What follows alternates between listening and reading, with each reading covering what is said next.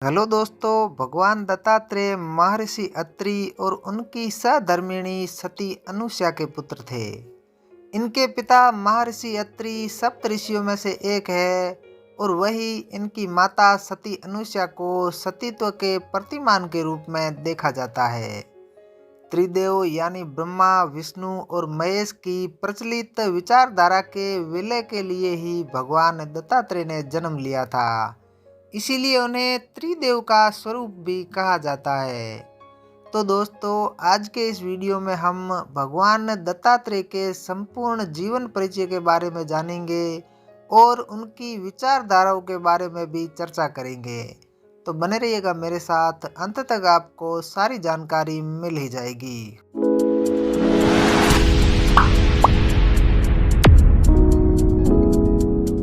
दोस्तों, एक बार की बात है, माँ लक्ष्मी, माँ सरस्वती और माँ पार्वती को अपने सती होने पर घमंड हो गया और वे समझने लगी कि उनसे बड़ी सती तीनों लोकों में कोई नहीं है। ये बात जब देवऋषि नारद जी को पता चली तो उन्होंने तीनों देवियों का घमंड तोड़ने का निर्णय किया। एक दिन की बात है, देवऋषि नारद घूमते घूमते देवलोक पहुँचे और तीनों देवियों यानी सरस्वती, लक्ष्मी और पार्वती के पास बारी बारी जाकर उन्हें कहा कि महर्षि अत्रि की पत्नी सती अनुसुईया के समक्ष आपका सतीत्व न के बराबर है। तीनों देवियों ने जब ये सुना तो वे क्रोधित हो गई और उन्होंने अपने अपने स्वामियों यानी ब्रह्मा, विष्णु और महेश से देवऋषि नारद की यह बात बताई और उनसे सती अनुसुईया के पतिव्रता की परीक्षा लेने हेतु कहा। तीनों देवों ने उन्हें बहुत समझाया, परंतु त्रियाट के सामने उनकी एक न चली और देवियों ने उन्हें जाने पर विवश कर ही दिया और वे साधु वेश बनाकर तीनों देव अत्रि मुनि के आश्रम पहुँचे। उस समय महर्षि अत्रि आश्रम में नहीं थे। अतिथियों को आया देख देवी अनुसुईया ने उन्हें प्रणाम किया और कंदमूल आदि अर्पित किए, किंतु साधु के वेश में तीनों देवों ने यह स्वीकार नहीं किए और कहने लगे कि हम वर्ष में केवल एक बार ही भोजन ग्रहण करते हैं और शेष समय हम उपवास रखते हैं और हम भोजन तभी ग्रहण करते हैं जब यजमान हमें निवस्त्र होकर भोजन करवाए। यह बात सुनकर सती अनुसुईया स्तब्ध रह गई, किंतु आतिथ्य धर्म की महिमा का लोभ न लग जाए इस दृष्टि से उन्होंने नारायण का ध्यान किया, अपने पतिदेव का स्मरण किया और इसे भगवान की लीला समझकर ही वे बोली, यदि मेरा पतिव्रता धर्म सत्य है तो यह तीनों साधु 6-6 मास के शिशु हो जाए। इतना कहना ही था कि तीनों देव 6 मास के शिशु हो गए और रुदन करने लगे। तब सती अनुसुईया ने उन्हें माता की तरह गोद में लेकर दुग्धपान कराया, फिर पालने में झुलाने लगी। ऐसे ही कुछ समय व्यतीत हो गया।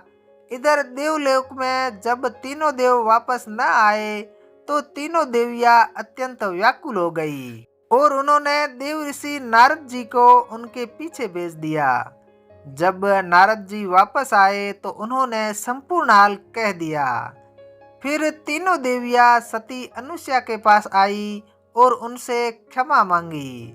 देवी अनुसुईया ने अपने पतिव्रता धर्म से तीनों देवों को पूर्ण रूप में कर दिया।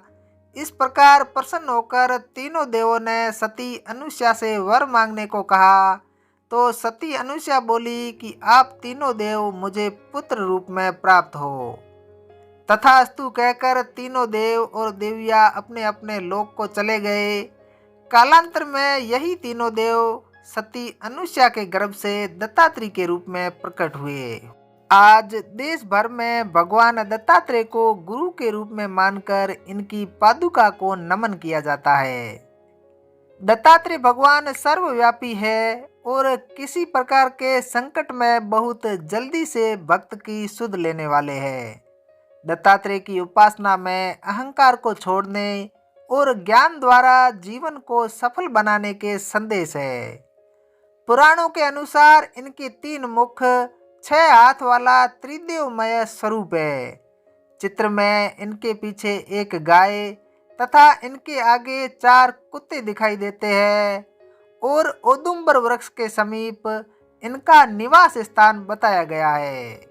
विभिन्न मठ, आश्रम और मंदिरों में इनके इसी प्रकार के चित्र का दर्शन होता है। हिंदू धर्म शास्त्रों में भगवान दत्तात्रेय को त्रिदेव यानी ब्रह्मा, विष्णु और महेश का स्वरूप माना गया है।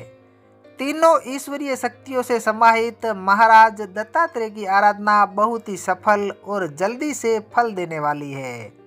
अगर मानसिक या कर्म से या वाणी से महाराज दत्तात्रेय की उपासना की जाए तो भक्त किसी भी कठिनाई से शीघ्र ही दूर हो जाते हैं। वर्तमान समय में संपूर्ण भारतवर्ष में दत्तात्रेय भगवान के हजारों मंदिर हैं, जिनमें गिरनार में स्थित इनका विष्णुपद आश्रम जग प्रसिद्ध है और मध्य प्रदेश में अत्रि आश्रम, जो आज माहुर ग्राम नाम से प्रसिद्ध है, यह पवित्र स्थल अवधूत दत्तात्रेय जी का जन्म स्थल माना गया है। इनके अलावा महाराष्ट्र के नांदेड़ में, गुजरात के जूनागढ़ में, राजस्थान के माउंट आबू में, छत्तीसगढ़ के रायपुर में, उत्तर प्रदेश के वाराणसी में, हैदराबाद के भाग्यनगर में और महाराष्ट्र के बीड जिले में इनके भव्य मंदिर स्थित है। तो दोस्तों, वीडियो अगर अच्छा लगा हो तो वीडियो को लाइक और चैनल को सब्सक्राइब करें। मैं मिलता हूं किसी नए वीडियो में किसी नए टॉपिक के साथ। तब तक के लिए जय हिंद, वंदे मातरम।